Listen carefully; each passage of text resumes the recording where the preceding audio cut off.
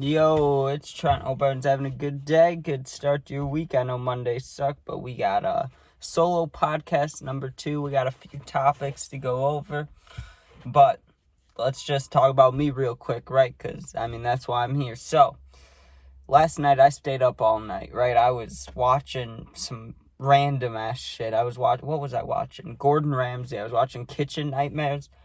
I watched Bar Rescue, I watched King of the Hill, dude, and I kept trying to sleep, but you know how it goes. I lay there for like 40 minutes, I'm like, okay, enough of this, let's smoke, right? So I smoke a little bit, play some games, watch some stuff, I'm like, okay, let's try to sleep, and it just doesn't work, right? And they say you shouldn't drive when you haven't slept all night, right?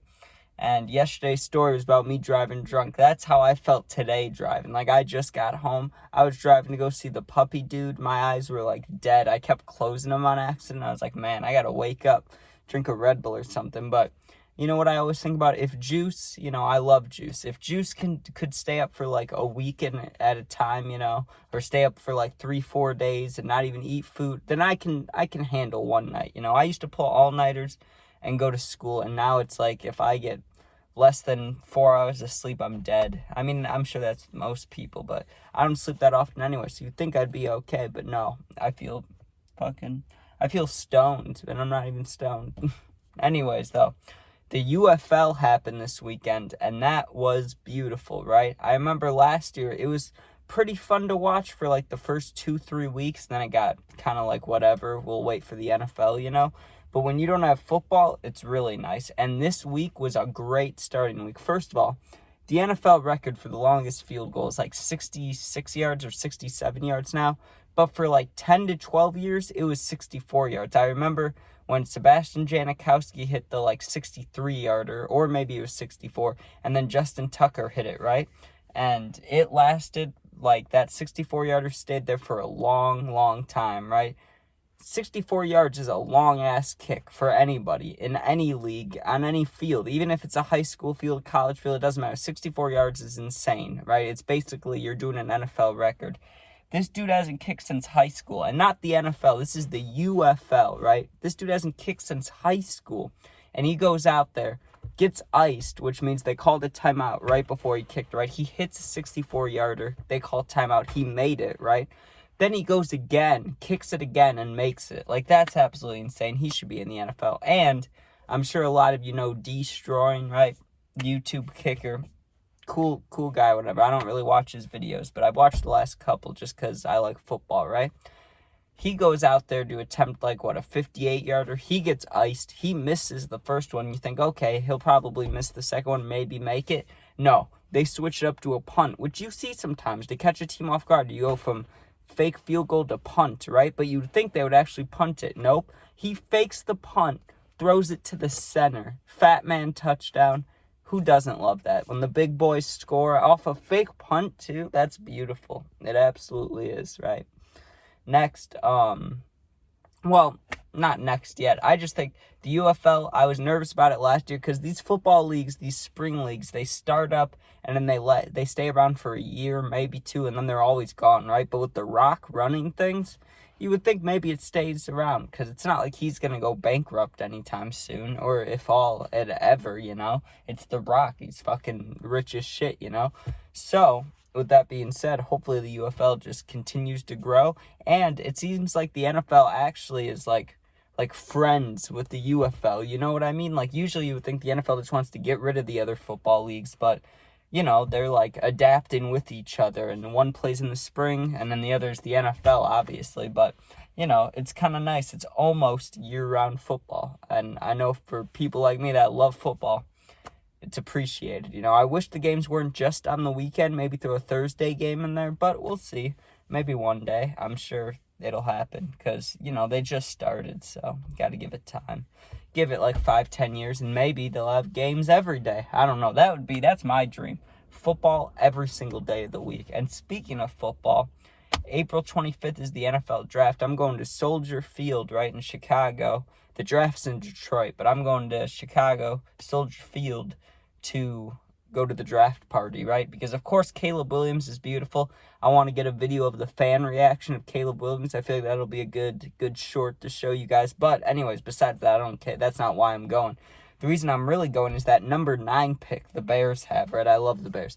That number 9 pick, no one knows what they're going to do with it. No one knows if they're going to trade it, if they're going to draft a receiver, if they're going to draft an end, one of those left ends or a linebacker. We don't know who they're going to draft, right?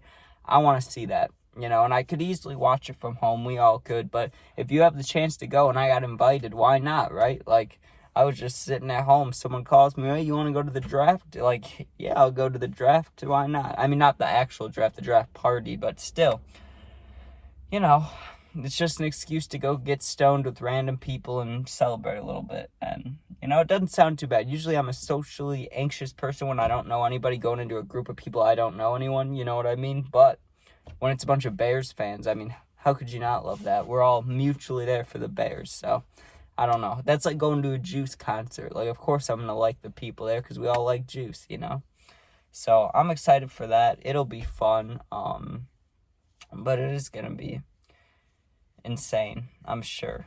I mean, the moment we draft Caleb Williams, people are going to go absolutely apeshit crazy, even though we all know it's coming, and we've been waiting for it for, you could say months for some people. For me, it's been since Fields got traded, but a chance to actually have a 4,000-yard passer, to actually have a franchise quarterback on the Bears, it's a big moment, and I can see why people are going to get excited as shit. I know I will be. I won't be, screaming, but I know there will be a lot of people that will be going crazy, dude. Another thing I was thinking about, right? Tattoos.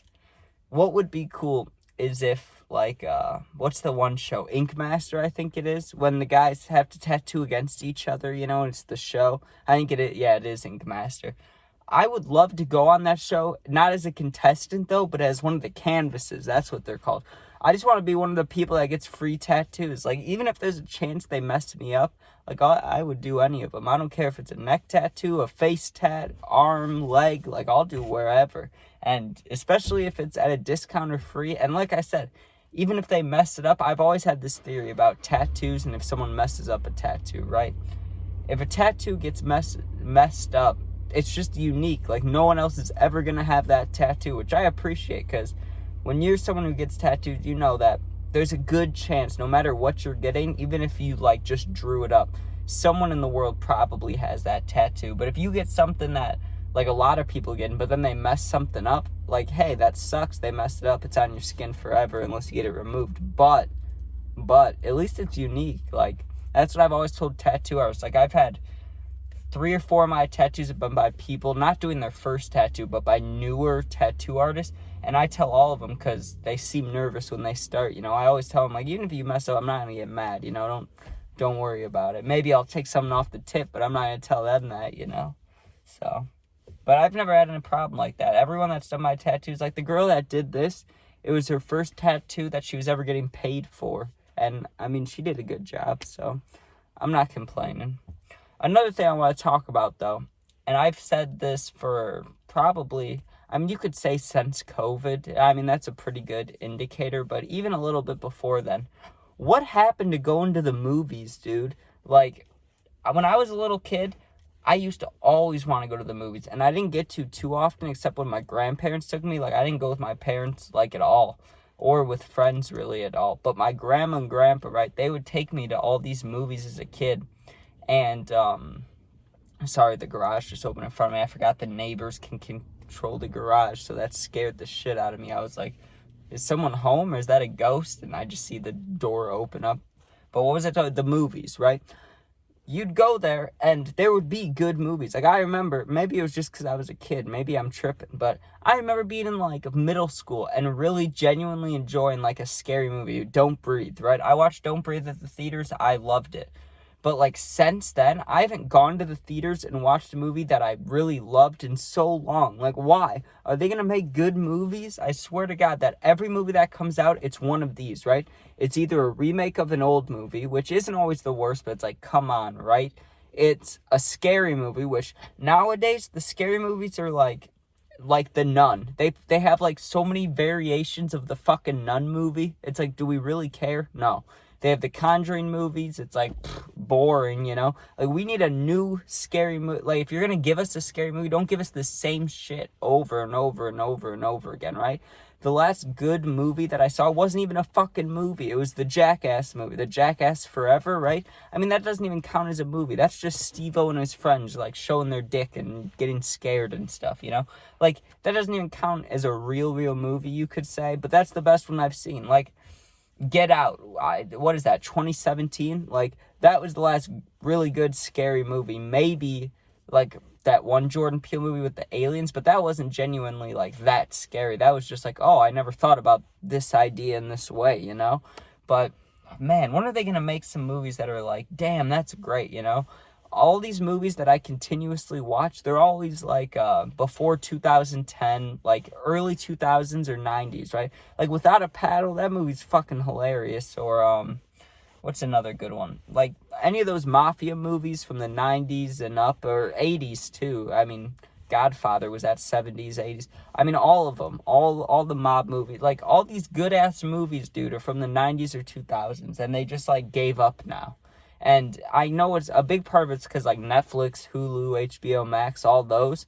But I have the majority of those apps. I don't have all of them. I don't have like Amazon Prime, and like I don't have a couple of the special ones, or like Apple TV. Like, you get what I'm saying? I don't have all of them, but I have the majority of the movie apps.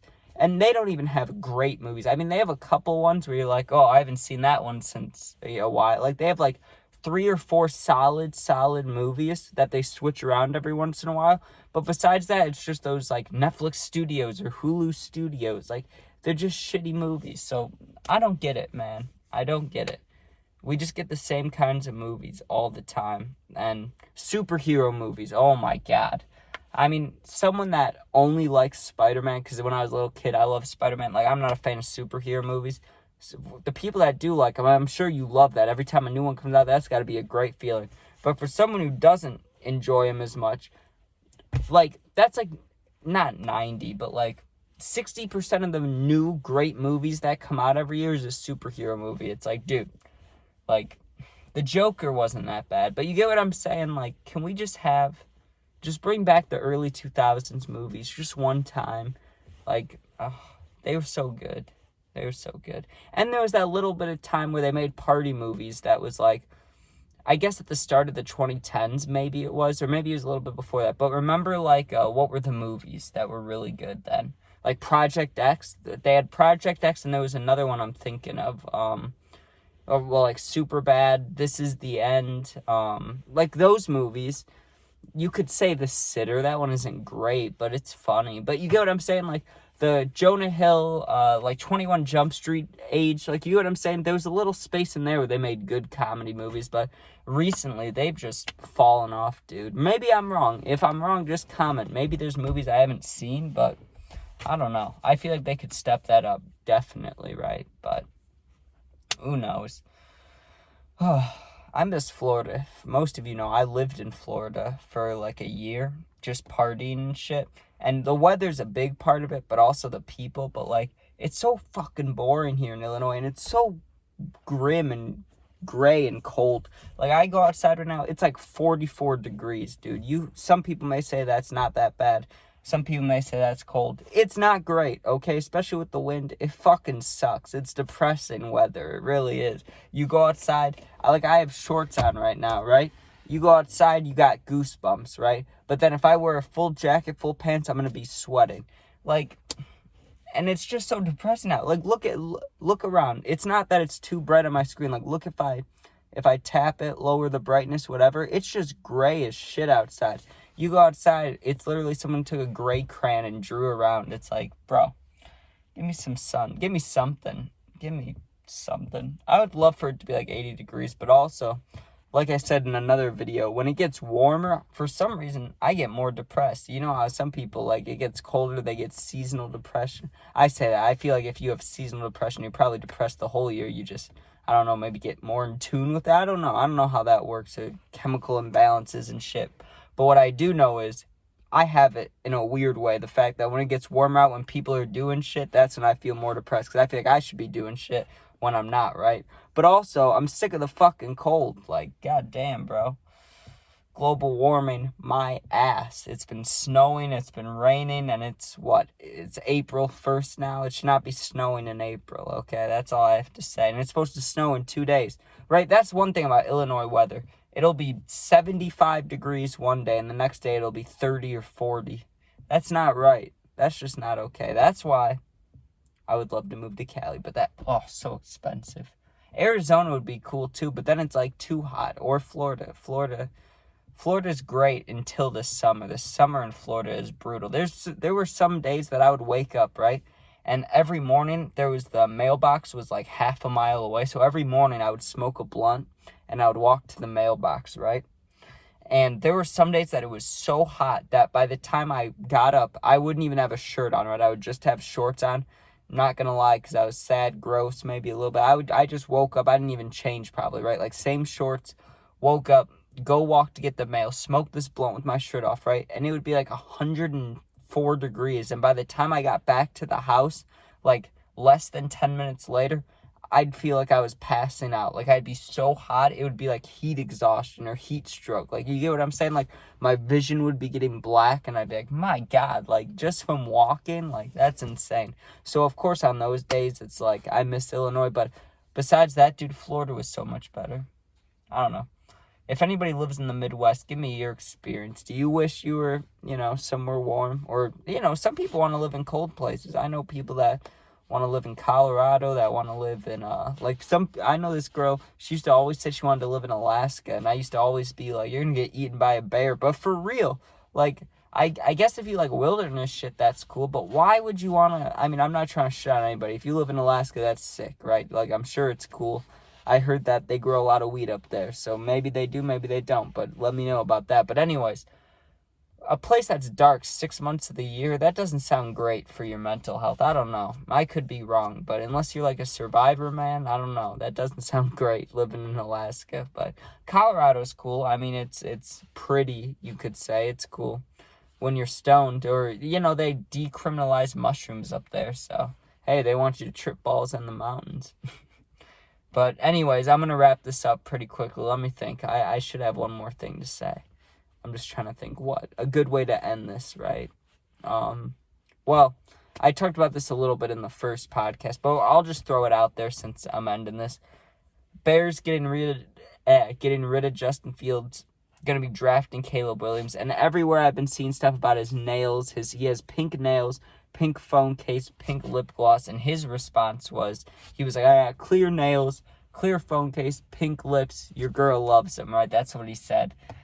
Pretty good, but of course Fields was the kind of leader where he was quiet, but he took over, he was like, I'm going to be quiet, but I'm going to do everything for my guys. And you saw a few times he'd get emotional, be like, let's go, he'd be yelling, he'd be getting hyped.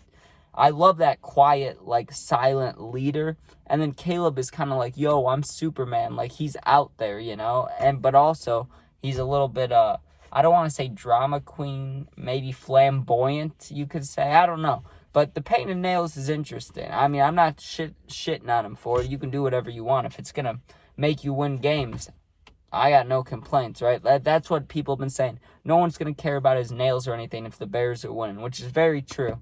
But if he starts losing with pink nails, dude, the Bears fans are never going to be quiet. They're never going to leave him alone. I'm sure I wouldn't leave him alone. But I'm telling you, I got a good feeling about this year. We have to be good. We cannot afford another bad year. That would be horrendous. But you know what I'm going to do? I'm going to end this. I'm going to post it, and I'm going to hotbox my car. That sounds like the move. But anyways, thank you for watching. Please be safe. And if you ever need anything, my Instagram's in my YouTube link bio. In my bio, the link is. So click on that. I'll send you my Instagram. You can DM me. I'll answer. I always got your back. And thank you for watching. Please be safe, and peace out.